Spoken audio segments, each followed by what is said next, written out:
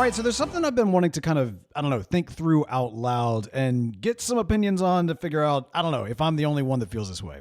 I've been thinking a lot about Spider-Man No Way Home and the way in which, especially the Sony movies, wanted to connect to it. I mean, you think about the ending of Morbius, and I do mean think about it, because I never actually saw it, but I heard about it, so all I can do is think about it. But from what I understand, the concept is that the Vulture just kind of appears in Morbius's universe because of the spell that was done in No Way Home. And broadly speaking, that's not necessarily fitting in with the explanation to how the spell worked.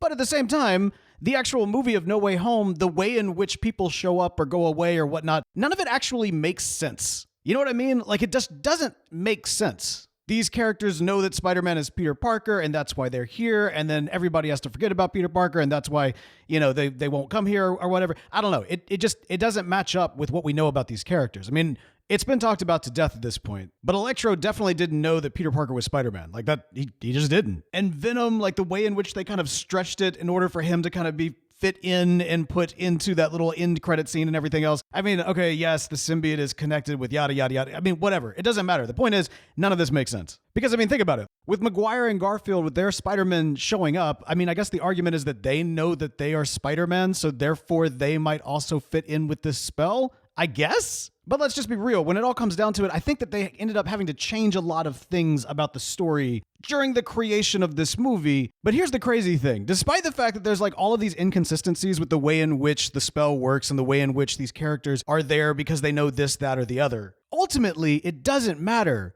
Because regardless of whether or not it makes sense, it feels right, right? All of these villains from across the multiverse coming together, Peter's desire to live two separate lives and then coming into clash with each other, breaking everything. I mean, like the consequences for Peter's actions having impact not just on him, but others, and that being ramped up to the extreme by the others not just being his friends and family, but the entire multiverse. And then the beautiful way in which, in the moment of tragedy, he gets a unique experience, very kind of akin to Miles in the first Spider-Verse movie, where he doesn't have to suffer this unique pain alone. Through the other Spider-Men around him who also have lost someone very close to them and have been through this canon event, essentially, they can be like this big brother that he never had. These big brothers, they can be this family that he never had. Every single time that scene on top of the school happens, I mean, I just constantly just bust out into tears. Because to have that pain validated and be embraced and accepted by those that understand that pain deeply takes away the ultimate pain of suffering alone. But that's neither here nor there. What I'm talking about is overall the plot line that is driving this thing doesn't make a whole lot of sense,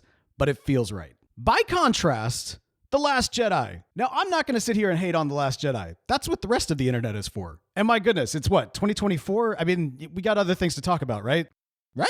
The Last Jedi, no matter when you watch it, continues to be a mixed bag. It has some of the greatest moments in all of Star Wars in there, and it has some perhaps creative decisions that, I mean, it wouldn't have been my choice. I'll just put it that way. But probably one of the biggest things that has me pulling my hair out about this movie is the choice to do this extremely slow car chase in space. It bugged me the moment I walked out of the film. The Empire's there, they're chasing them, and it's very convoluted, explaining okay, they're there, they're running out of fuel, we can catch up with them, but we can't move any faster because we're doing the max that we can do at this speed, and they beat us out, but then they're going to run out of fuel, they can't jump into hyperspeed because we follow, it's all of these different things. And here's the crazy thing, right? While all of this is going on, our heroes hyperspeed out on a small ship, go have a whole side quest on a whole nother thing, while this slow chase is happening in space, and then come back, and it's just what? It feels so off. It feels wrong. Even though it actually does make sense. It does make sense. The way in which it all works with the whole hyperspeed and not being able to jump into hyperspeed and the fuel and then them going faster and impulse and yada, yada, yada. Sure, it makes sense, but it feels wrong.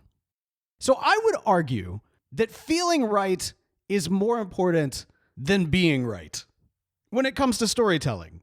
The plot holes in No Way Home don't ruin the movie. In fact, the movie's so daggum good, you don't even really care. Whereas in Last Jedi, it doesn't matter that the explanation makes sense. It just doesn't, it just feels weird that they can zap off and have a side quest in the middle of this, chase. Time is of the essence, but we could just zoom on out here. I don't know, it feels off. Now, I get it. The ideal is for things to both feel right and make sense, and I'm not saying that that's not the case. I'm just saying between these two tensions, I would rather have something feel right that doesn't make any sense than have something that makes sense but doesn't feel right.